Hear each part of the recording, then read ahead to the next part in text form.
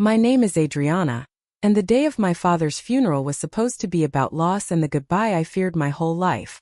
Instead, it became the day I learned my husband was not beside me in grief.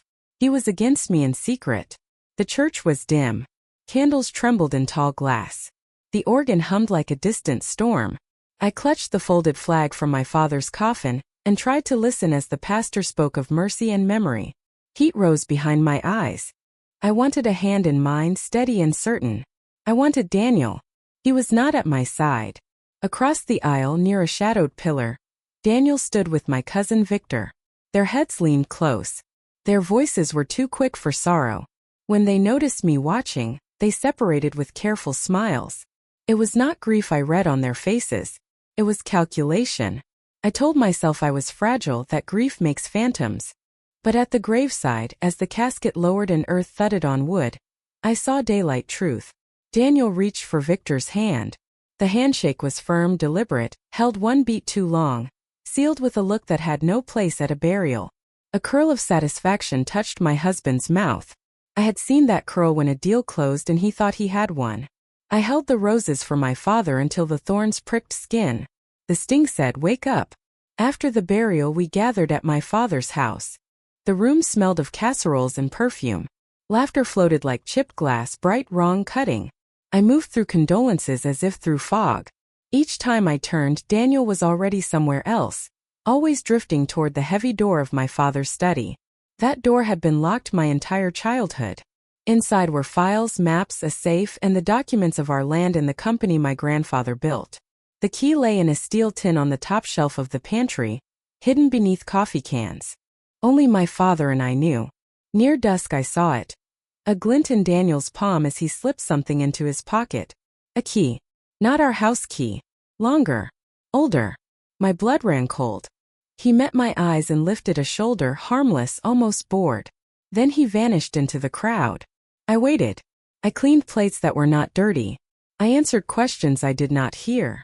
When the last car pulled away and crickets replaced voices, I followed the pull in my bones and walked to the hall I had avoided all day.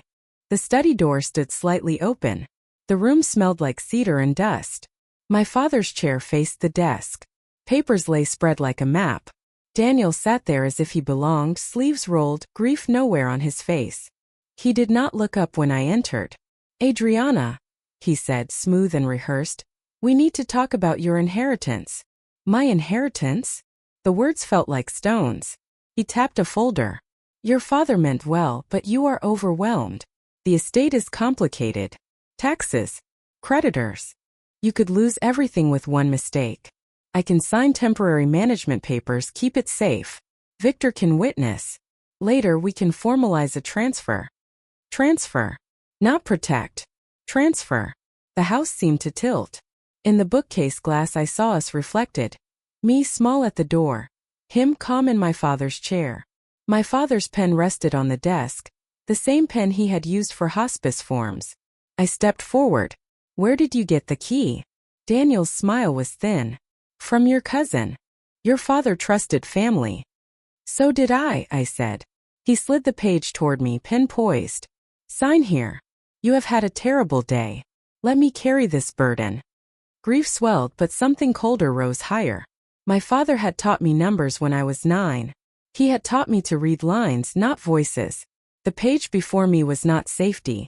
It was surrender. I lifted my eyes to Daniel. My tears stopped. "No," I said. His smile vanished. The walls seemed to tighten. Outside, a branch scratched the window like a warning. "Adriana," he said, voice low, "do not be foolish. If you delay, the bank will move.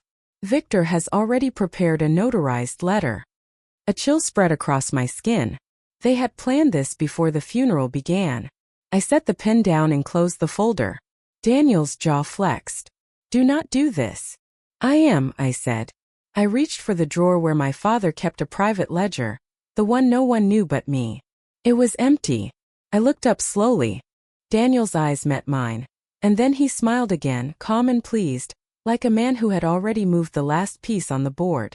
The ledger was gone. My father's neat handwriting, his records of every investment, every loan, every hidden safeguard vanished. My chest tightened as though the air had been stolen from the room along with it. Daniel leaned back in my father's chair, fingers steepled, gaze sharp. He did not look like a grieving husband. He looked like a broker closing a deal. "You see," he murmured. "Your father trusted too much. He left everything exposed. You are not ready to manage it. That is why I am here." I swallowed hard, my throat dry. "You are here to take what is mine." His smile flickered, quick and smug. "Ours, Adriana. Once you sign the marriage papers, what is yours became ours. Your father's estate belongs to us now. Victor understands this. The lawyers will understand it too. You can either fight and bleed out in the courts, or you can let me handle everything smoothly." The audacity of his calmness nearly broke me. Hours earlier, he had stood with me at a graveside, lowering roses into my father's coffin. Now, before that coffin was even cold, he dared to twist law and love into shackles. I clenched my hands at my sides. "And if I refuse?" Daniel leaned forward, his eyes hard. "Then I will make sure the creditors come first. I will whisper that you are unstable, overwhelmed with grief, unfit to manage the estate. By the time the dust settles, there will be nothing left. You will watch your father's legacy scatter." His words hit like stones. I thought of my father's voice, steady and patient, telling me when I was a girl, "Numbers tell the truth if you do not let someone else speak over them." My father had built this estate not for himself but for me, his only daughter. And here was the man I had married, trying to erase both of us with a signature. I could not show fear. "Not yet." I steadied my voice. "You are underestimating me, Daniel." For the first time he laughed. A short cutting sound. "No, Adriana. I know you. You are soft. You feel too much. You will sign because fighting me will break you." I turned on my heel and walked out before my legs betrayed me. Behind me his voice followed, smooth and poisonous. "Think carefully. Tomorrow we meet the attorney. If you do not sign tonight, I will." The study door closed with a click. My knees nearly buckled, but I forced myself down the hall, past the trays of half-eaten food, past the silence where laughter had been hours earlier. In the nursery, my old bedroom, I laid my hand on the carved desk my father had given me when I turned 16. Hidden beneath its drawers was a compartment only I knew. My father had shown me once, then sworn me to secrecy. Inside was a duplicate key. Not for the study, for the lockbox in his office downtown. My father had not trusted anyone completely, not even me. He had layers. Tears stung my eyes, but I did not let them fall. Daniel thought he had gutted me, but he had forgotten that grief sharpens memory, that despair awakens vigilance. When I returned to the study, he was gone. The folder lay neatly closed on the desk. I touched its surface, feeling the chill of the betrayal coiled inside. That night I barely slept. Every time I closed my eyes, I saw Daniel's smirk, his hand on Victor's shoulder, their handshake at the graveside. They had been planning this long before my father's last breath. By dawn the path was clear. I would not confront him with shouts. I would not sign away my bloodline. I would gather proof. If Daniel thought he could play banker and thief, then I would learn to play hunter. When the morning sun lit the stained glass of the church one more time, I whispered to my father's memory, "I will not let him take what you built. Not with a pen. Not with lies. Not ever." And in the echo of silence I felt it, the beginning of resolve that would one day bring Daniel to his knees. The hidden key burned in my pocket like a secret flame. Daniel thought he had stripped me of options, but he had overlooked my father's habit of double-locking his world. That key was my lifeline and my weapon. I knew rushing into battle with nothing but suspicion would be suicide. Daniel had allies. He had Victor. He had the arrogance of a man certain no one would dare defy him. If I wanted to win, I needed proof, solid, undeniable, the kind of truth that could not be spun by lawyers or drowned by lies. The next morning I dressed quietly, slipped the key into my purse, and drove to my father's downtown office. The building was old brick, its halls hushed with the weight of years. The receptionist gave me a sad smile. "I'm so sorry about your father, Adriana." "Thank you," I whispered, forcing my voice steady. "I just need to gather a few of his things." She nodded and I walked to the office door. The lock accepted the key with a soft click. Inside, the room smelled faintly of tobacco and leather polish. The desk was neat, as if he had known he would not return and wanted to leave dignity behind. I went straight to the lockbox. Inside were files, folders, and a small leather notebook. My father's handwriting stretched across the pages in tidy lines. Numbers, dates, transfers, but also names: Daniel's name, Victor's name. Next to them were notes. Repeated requests. Pressure. Do not agree. My breath caught. My father had known. He had felt them circling before he died. He had warned himself not to yield. I copied everything. I scanned pages with my phone, photographed the entries, tucked the notebook safely into my purse. Then I found something even darker. A draft of his will, unsigned but annotated. Next to Daniel's name in my father's sharp script was one sentence. If this man pressures Adriana, remove him entirely. The words ignited me. My father had seen Daniel's hunger, and even in death he had armed me with his suspicion. But proof on paper was not enough. I needed to catch Daniel in motion. That evening I returned home before him. I searched his desk, careful to return every paper exactly as it had been. I found printouts, bank drafts prepared for signature, transfers that would funnel estate funds into a joint account with Victor. He hadn't even tried to hide them. I photographed everything. Then I searched his phone.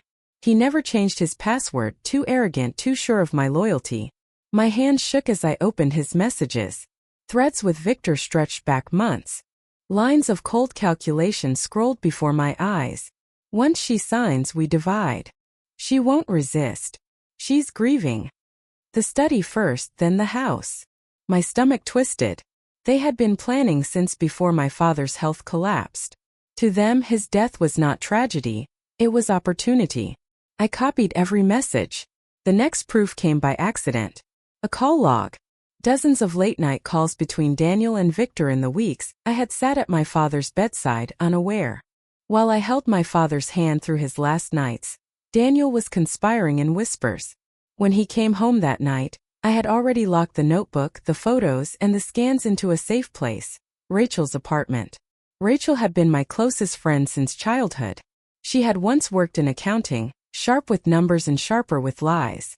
I told her everything, every detail, and laid the binder of copied evidence on her kitchen table. She listened in silence, then leaned back. Adriana, she said, you're not just fighting for inheritance. You're fighting against predators who think your grief is their hunting ground. And you have enough here to destroy them. Her certainty steadied me. Still, she warned, be careful. Men like Daniel don't just surrender. They double down. I nodded, my mind already burning with resolve. Later that night, I heard Daniel in the study again, whispering into the phone. I crept close, my breath shallow, and caught his words through the crack of the door. Tomorrow, he said, we push harder. She's fragile. She'll break. By the weekend it will all be ours. Fragile. Break. Ours. I pressed my hand against the wall to steady myself. He thought I was finished.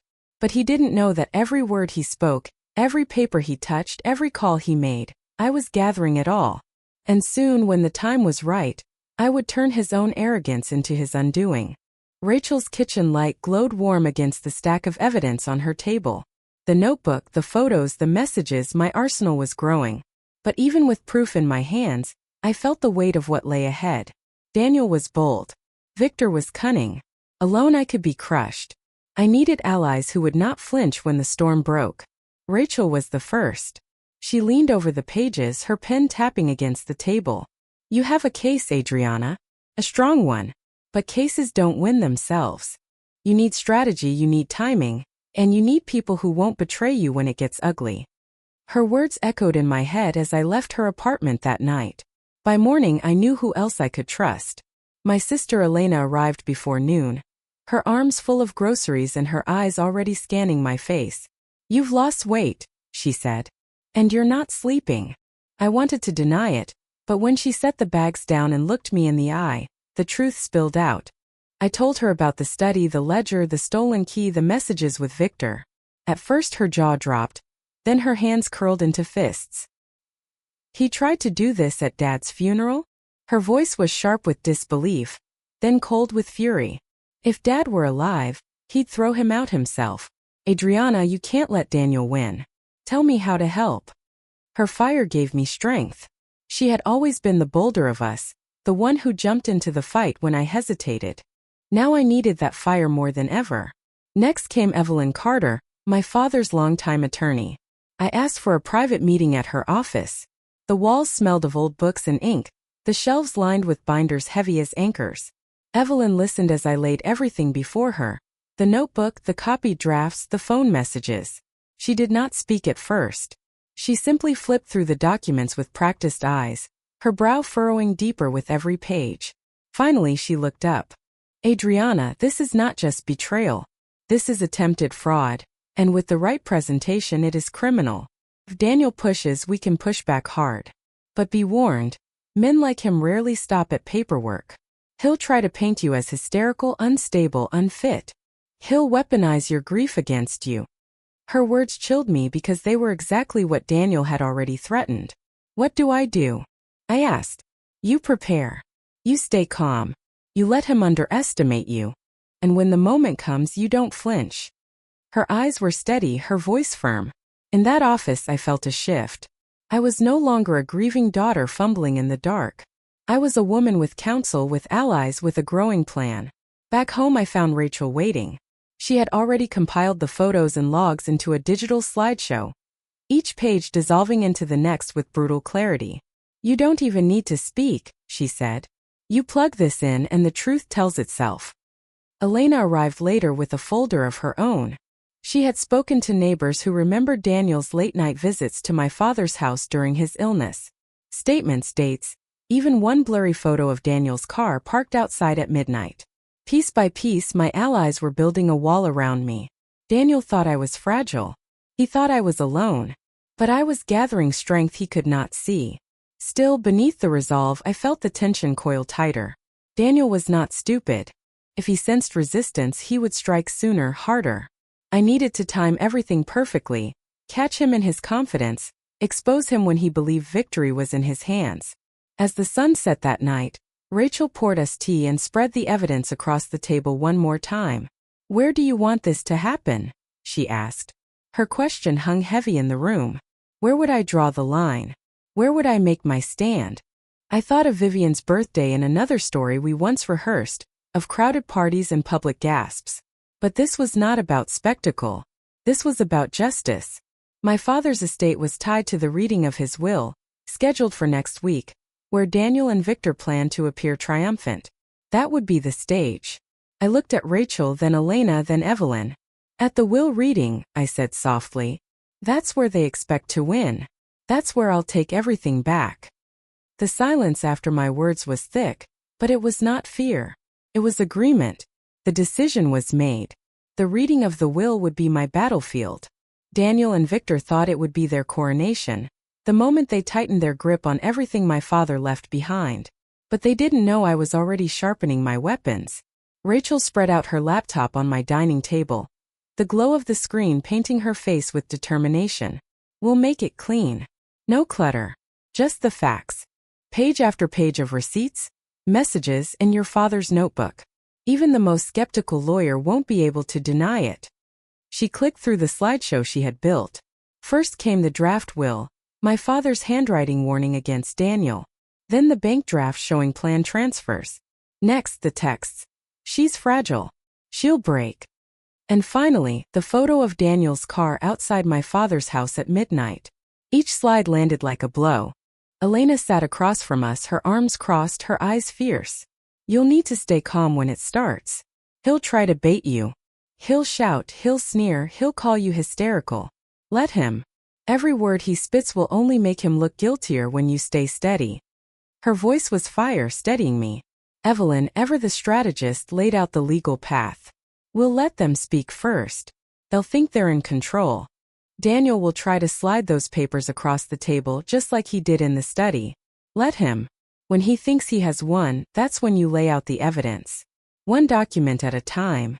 Measured. Professional. If he explodes, it will only strengthen your case. Her plan played in my head like a script. I saw it clearly.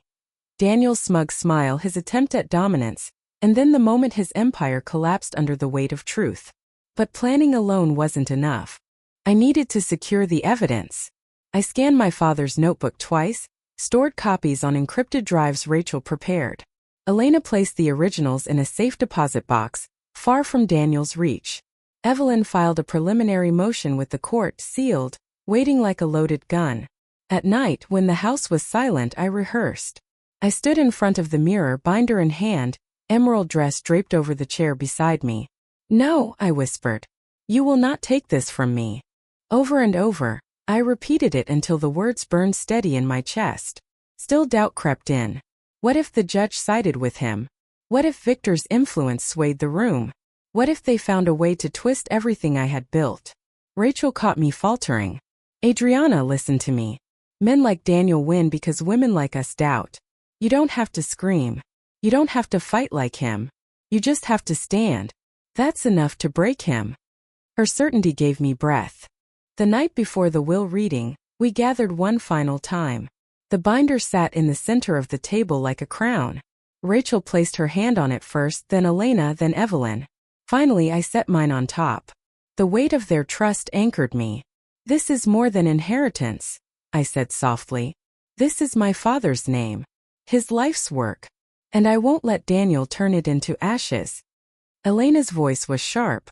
"Then tomorrow we burn him instead." We shared a silence heavy with promise. When dawn broke, I dressed with trembling hands. The emerald dress slid over my skin like armor. I gathered the binder, the copies, the drive. My allies were already waiting outside. Their faces grim but resolute. As we drove to the attorney's office where the will would be read, my heart pounded. Daniel and Victor would be waiting inside, smug and certain. They thought I was walking into their trap. But they were walking into mine. The attorney's office smelled of oak and ink, the kind of scent that clung to centuries of law. The air was thick with silence when I walked in. Binder pressed to my chest like a shield. My emerald dress whispered against the polished floor. Every step deliberate. Daniel was already there. Victor sat beside him, smug as a man who believed the victory was his before the battle began. Papers lay in neat stacks on the table, their edges perfectly squared. When Daniel looked up, his smile was small, precise, almost pitying.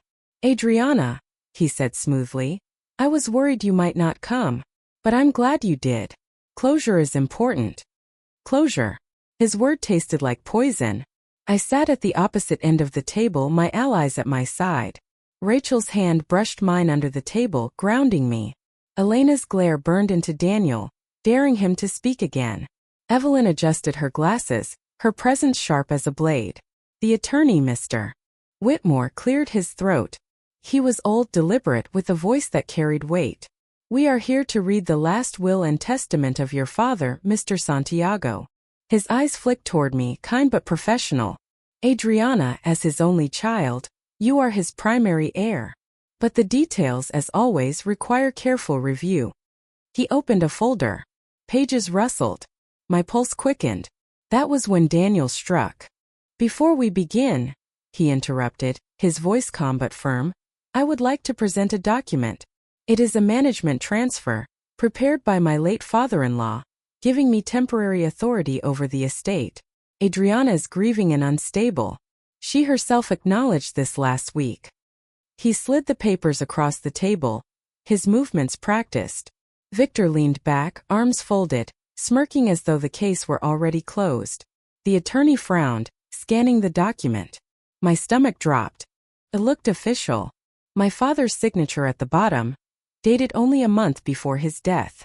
But I knew better. My father had been bedridden a month ago, his hands too weak to hold a pen. Still, the signature looked perfect. Evelyn's brows knitted. "Where did you get this?" she asked. Daniel's smile widened. "From the study. My father-in-law left it for me, trusting me to handle what Adriana could not." He looked at me, eyes gleaming. "She can't manage this. She knows it. That is why she came to me." My blood roared in my ears. He had forged it. I could see it in the tilt of the letters, the smoothness of the ink. But how could I prove it here now before it swayed the room? Elena slammed her hand on the table. "This is a lie." Victor sneered. "Or maybe you're afraid the truth finally came out." The attorney raised his hand for silence, his eyes narrowing. Forgery is a serious accusation. Do you have proof? The room froze. Everyone turned toward me. The binder in my lap felt suddenly heavier, as though every page might crumble. Rachel whispered, "Show them. Right now." But I hesitated. If I revealed everything too soon, Daniel would twist it, claim I had doctored the evidence myself. My father's notebook was real, but to those who hadn't seen it, the forged document might look stronger. Daniel leaned forward, his tone silky. "Adriana, if you fight this, you will only embarrass yourself. Sign the confirmation and let us handle it. Your father wanted peace, not drama." Peace. Drama. He was painting me as fragile, hysterical, incapable, just as Evelyn had warned. My hand trembled, not from fear but from rage. I wanted to slam the binder on the table, to bury him under his own lies. But Evelyn touched my arm gently, a silent warning. Timing mattered. The attorney tapped the forged document again. "Adriana, the accusation has been made. Do you have evidence to refute this?" I lifted my eyes to Daniel. He smirked, certain he had one. Victor leaned closer, whispering something I couldn't hear. I opened the binder slowly, the pages gleaming under the light. My breath steadied, my voice low but firm. "Yes," I said. "I have proof. But I will present it when it matters most." Gasps rippled through the room. The attorney's brows rose. Daniel's smirk faltered just slightly. He had expected me to crumble, to fight wildly, to lose control. Instead, I chose silence laced with power. But inside, my pulse hammered. Because if I misstepped, if I revealed my hand too late, Daniel's forged paper might poison everything. And I knew he had more tricks waiting. The forged paper sat on the table like a snake coiled to strike. Daniel leaned back in my father's chair, his confidence thick enough to choke the room. Victor tapped his pen against the wood, eyes gleaming. They thought they had already won. But they didn't notice how tightly my hand gripped the binder in my lap. They didn't know the storm I was holding back. The attorney adjusted his glasses. "Adriana, if you are making a claim of fraud, we must address it before proceeding." His gaze was steady, but I caught the flicker of doubt in his eyes. That signature looked convincing. Daniel smiled at me, all pity and venom. "Adriana, this is not a fight you want. Accept the inevitable and let me take care of things. That is what your father wanted." The words were too much. My father had wanted me strong. He had wanted me prepared. He had never wanted me erased. I stood, the emerald dress catching the light. The binder in my arms no longer a shield but a blade. My voice rang sharper than I intended. "You are right, Daniel. We should deal with fraud. Let's start now." The room stilled. I walked to the head of the table and opened the binder. One by one I laid out the documents. My father's notebook. The draft will annotate it with his warning. "If this man pressures Adriana, remove him entirely." Gasps escaped around the table. Victor shifted in his chair, but I kept going. "Here," I said, sliding photos across the wood. Bank drafts prepared by Daniel to funnel estate funds into a joint account with Victor. Dated before my father even passed. I turned the page. And here, messages between the two of them. I read aloud, my voice steady though my chest burned. "She's fragile. She'll break. Once she signs, we divide." The air fractured. Even the attorney froze, pen poised above his notes. Daniel's smirk cracked. "She's lying. These are fabrications." I ignored him and pulled out the photo. His car parked outside my father's house at midnight, weeks before the funeral. While I was sitting by my father's bed, Daniel was here. Not to comfort him. To steal from him. Rachel slid her laptop forward, opening the slideshow. The screen lit with each piece of evidence, one dissolving into another. Receipts, messages, notes, photos, cold, undeniable truth. The attorney leaned closer, his frown deepening with every slide. Victor lunged forward.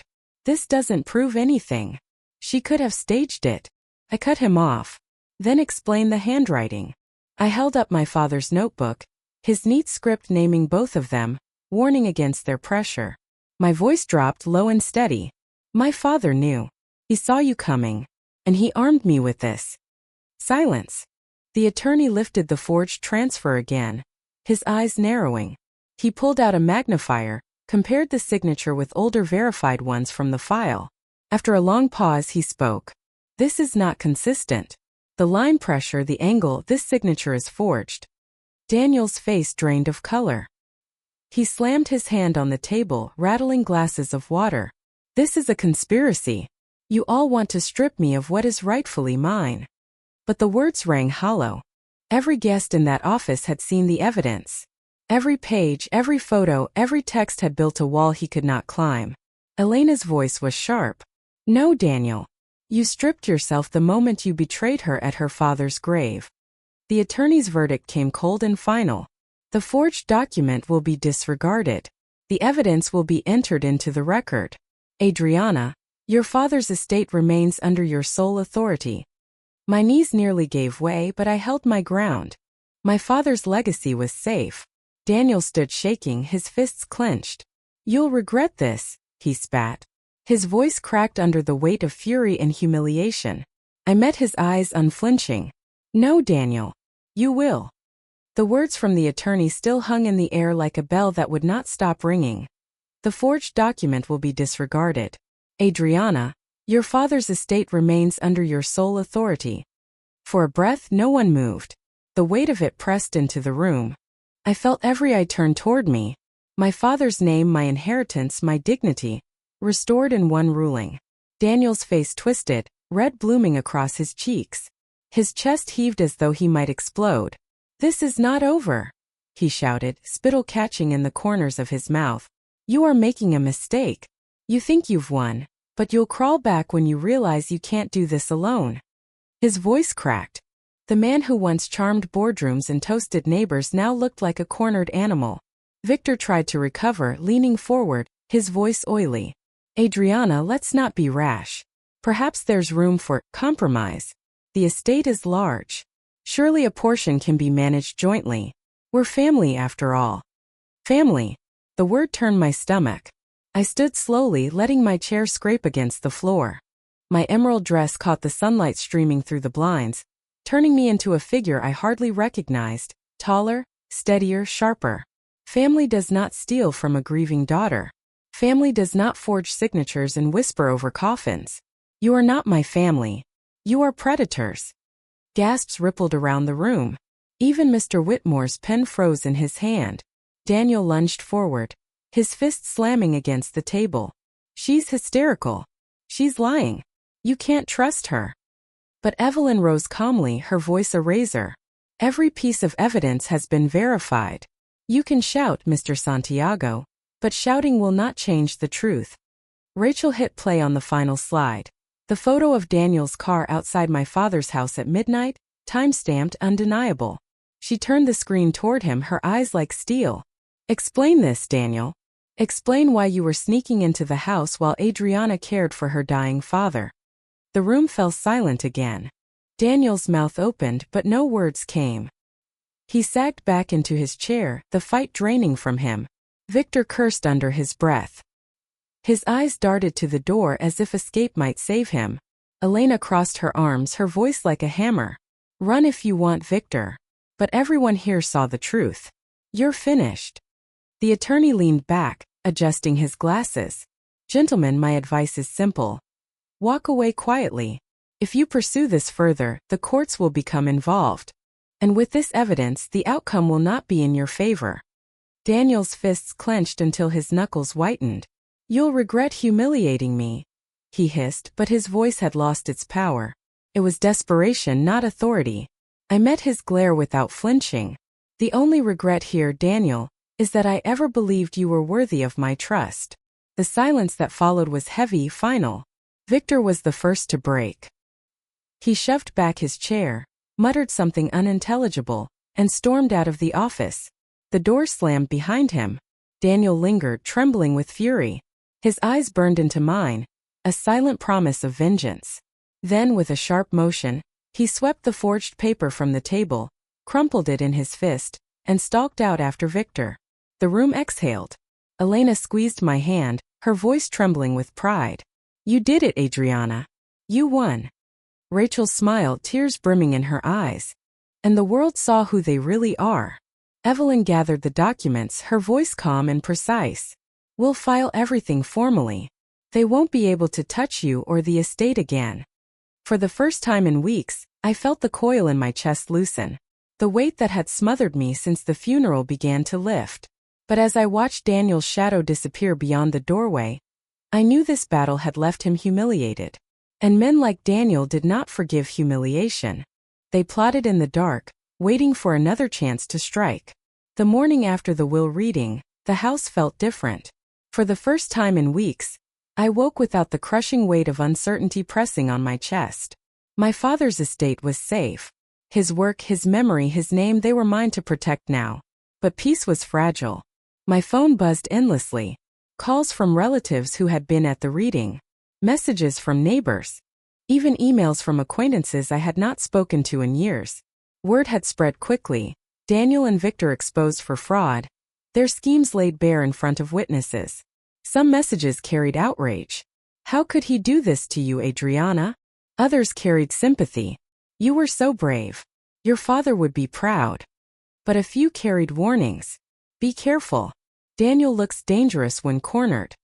Rachel arrived mid-morning with coffee, her laptop already open. She showed me the chatter online. News of Daniel's outburst had leaked. A secretary who had been present told a friend, who told another, and soon the story had traveled far beyond our circle. Social media threads dissected every detail. One post quoted my father's note about removing Daniel entirely. Another mocked Victor's attempt at compromise. By noon, Daniel's name trended locally, tied to words like forgery, fraud, betrayal. Elena came with groceries, slamming the bags down on the counter with a grim smile. He's ruined himself, she said. His job, his friends, they'll all distance themselves now. No one wants to be tied to scandal. Her words gave me comfort, but Evelyn called soon after with her measured tone. Adriana, victory in the office does not end the war. Daniel may still try to challenge the estate in court, though with this evidence, he won't succeed. More concerning is his anger. Men like him don't forgive humiliation easily. I thanked her, but the warning stuck like a thorn. That evening, as I rocked in my father's old chair, I replayed the images in my mind. Daniel slamming his fist on the table. Victor fleeing in silence. The attorney declaring the forged paper invalid. I should have felt triumphant. Instead, I felt a shadow. It grew heavier when a message arrived on my phone. No name. No number. Just words. You think you've won? This is only the beginning. My blood ran cold. I showed Rachel, who cursed under her breath. Block it. Save it. We'll trace it later. Don't let him rattle you. But I couldn't ignore it. I knew Daniel's voice even through typed letters. He was humiliated, stripped of everything he wanted. That made him more dangerous than ever. Still, I refused to let fear consume me. I looked around the study at my father's books, his desk, the framed photo of us fishing when I was 12. He had taught me that resilience wasn't the absence of fear. It was moving forward despite it. The day after the will reading was not calm. It was not safe. But it was a turning point. The world knew the truth. Daniel and Victor's names were tarnished. Their power was slipping away. And mine was only beginning to rise. I whispered into the silence. You may threaten me, Daniel. You may plot in the dark. But you will never own me. And you will never own what my father left behind. The days after the reading stretched long, but they no longer bent me under their weight. I woke each morning and felt the quiet of the house. It was not the silence of loss anymore. It was the silence of survival. The estate was mine. My father's legacy was secure. Daniel and Victor had been stripped of their masks, their schemes laid bare. But their shadows lingered. I could feel them pacing outside the edges of my life. Wounded men plotting in the dark. One evening, I sat in my father's study, the very room Daniel had tried to claim as his own. The lamp glowed softly on the desk. My father's pen rested where I had placed it, not as a tool for theft but as a symbol of truth. I opened the binder, my weapon, my shield, and turned the pages slowly. Every receipt, every note, every message told the story of betrayal. But they also told another story. That grief had not broken me. It had carved me into someone stronger. Elena stopped by with dinner, her laughter filling the house. Rachel visited daily, still checking files, still building walls of protection around me.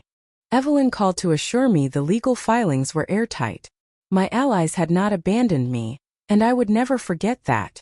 Sometimes I caught myself thinking of Daniel, the smirk at the graveside, the arrogance in the attorney's office, the way his voice cracked when his lies collapsed. For years I had thought of him as my partner. I had loved him, but love without loyalty is poison. And poison once discovered must be purged. I had purged him. The message he sent, "This is only the beginning," still sat in my phone. I left it there as a reminder, a warning of who he truly was. But I would not live in fear. I had faced him in his strongest moment, and I had walked away victorious. Whatever came next, I would be ready. Because my revenge was not only about exposing Daniel, it was about reclaiming myself. It was about proving that grief does not mean weakness, that a woman cornered is not a woman defeated. To you listening now, maybe you are where I was, alone, doubted, told you cannot stand on your own. Maybe someone whispers that you are fragile, that you are incapable, that you will break. Hear me clearly. You will not break. You will rise. I was a daughter burying her father when the man I trusted most tried to steal everything I had left. He thought I was too broken to fight. He thought love would blind me. He thought betrayal would silence me. He was wrong. I fought. I exposed. I won. And if you are sitting in the dark, wondering if you can do the same, remember my story. Remember Adriana. Remember that silence only protects the guilty. The truth, spoken calmly and steadily, is more powerful than their loudest lies. So never bow to betrayal. Never hand your strength to those who see you only as prey. I lost my father, but I did not lose myself. I stood, and I will keep standing. And if my story moved you, if it gave you strength, then stay with me. Subscribe for more. Because betrayal hides in shadows, but revenge, true revenge, always brings light.